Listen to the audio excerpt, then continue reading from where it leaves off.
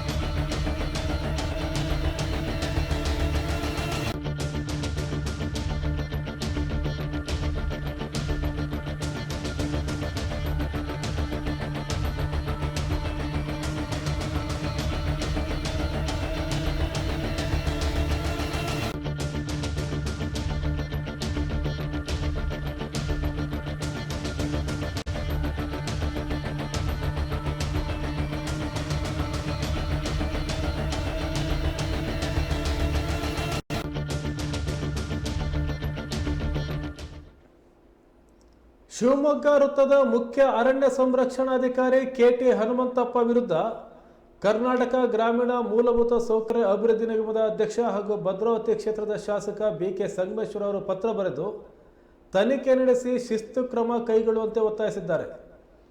ನೆಡುತೋಪು ನಿರ್ಮಾಣ ಮಾಡೋಕೆ ಮುಂಗಡ ಗುಂಡಿ ತೆಗೆಯುವ ಕಾಮಗಾರಿ ಕೆಲಸಕ್ಕೆ SSR ದರ ಪಟ್ಟಿಯಲ್ಲಿ 3 ಹಂತದ ದರಗಳನ್ನು ನಿಗದಿಪಡಿಸಲಾಗಿದೆ. ಆದರೆ ಇವರು ಹೆಚ್ಚಿನ ದರವನ್ನು ನಿಗದಿಪಡಿಸಿಕೊಳ್ಳಲು ಯಾವುದೇ ಮಣ್ಣು ಪರೀಕ್ಷೆ ಮಾಡಿಸದೆ ಹಾರ್ಡ್ ಸಾಯಿಲ್ ಎಂದು ಅನುಮೋದನೆ ಮಾಡಿ ಸರ್ಕಾರಕ್ಕೆ ಕೋಟ್ಯಾಂತರ ರೂಪಾಯಿ ನಷ್ಟ ಮಾಡಿದ್ದಾರೆ. ಈ ಕುರಿತು ತನಿಖೆ ನಡೆಸಿ ಸೂಕ್ತ ಕ್ರಮ ಕೈಗೊಳ್ಳುವಂತೆ ಬಿಕೆ ಸಂಗಮೇಶ್ವರ್ ಅವರು ಪತ್ರದಲ್ಲಿ ಒತ್ತಾಯಿಸಿದ್ದಾರೆ.